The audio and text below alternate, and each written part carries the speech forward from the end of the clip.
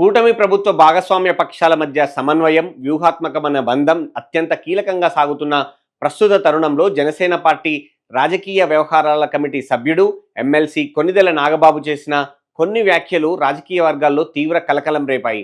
So ప్రతి చోట maximum ఎంతవరకు వీలైతే అంతవరకు పోటీ చేయడానికి ముందుకు వస్తున్నాం. అలాగే దానికి తగ్గట్టు కార్యక్రమాలు కానీ అనుకుంటున్నాం.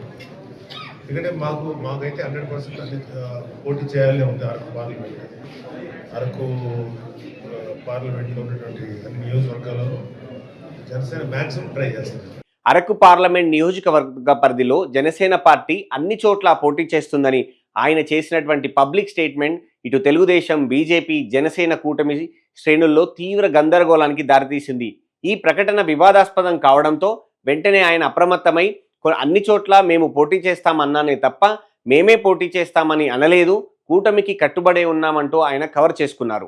రాష్ట్రంలో అధికారాన్ని కోల్పోయి ఎలాగైనా కూటమి భాగస్వామ్య పక్షాల మధ్య చిచ్చు పెట్టాలని చూస్తున్న వైసీపీ సోషల్ మీడియా విభాగం తీవ్రంగా ప్రయత్నిస్తున్న విషయం అందరికీ కూడా తెలుసు. ఇలాంటి సున్నితమైన సమయంలో నాగబాబు వంటి బాధ్యతాయుతమైన పదవిలో ఉన్నటువంటి కీలక నేతలు ఆచితూచి మాట్లాడాల్సింది పోయి ప్రత్యర్థులకు స్వయంగా ఆయుధాలు అందించేలా బాధ్యతారహితంగా మాట్లాడుతున్నారు. కూటమి పొత్తులలో భాగంగా ఎవరెవరు ఏ స్థానంలో పోటీ చేయాలి, ఎన్ని సీట్లు సర్దుబాటు చేయాలి, వాటి సమీకరణాలు ఎలా ఉండాలనేది ఆయా పార్టీల అధిష్టానాలు, ముఖ్యంగా CM Chandrababu, deputy CM Pawan కళ్యాణ్తో పాటు అలా అగ్రనాయకులు నిర్ణయిస్తారు. ఆ పరిధిని దాటి తానే స్వయంగా సీట్ల కేటాయింపులపై ప్రకటనలు చేయడం నాగబాబు తన పరిమితులను మించి వ్యవహరిస్తున్నారనే సంకేతాలనిస్తోంది.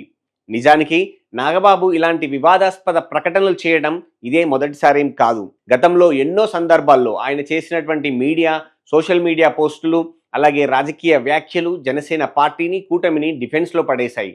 గత సార్వత్రిక ఎన్నికల సమయంలోనూ, ఆ తర్వాత జరిగినటువంటి స్థానిక పరిణామాల్లోనూ ఆయన వైఖరి కూటమిపై, ముఖ్యంగా అంతర్గత వ్యవహారాల నుండి తీవ్రమైనటువంటి విమర్శలు వ్యక్తమయ్యాయి. రాజకీయాల్లో వ్యూహాత్మకమైన మౌనం, సమయస్ఫూర్తి ఎంత ముఖ్యమో గ్రహించకుండా క్షేత్రస్థాయిలోనూ కేడర్ను ఉత్సాహపరిచే నెపంతో ఇలాంటి ఏకపక్ష ప్రకటనలు చేయడం వల్ల మిత్రపక్షాల మధ్య అనవసరమైనటువంటి అనుమానాలకు, ఇబ్బందులకు దారితీస్తుంది. గత చేదు అనుభవాల నుంచి పాఠాలు నేర్చుకొని తన రాజకీయ శైలిని మార్చుకోవడంలో నాగబాబు విఫలమవుతున్నారనే టాక్ అయితే వినిపిస్తుంది.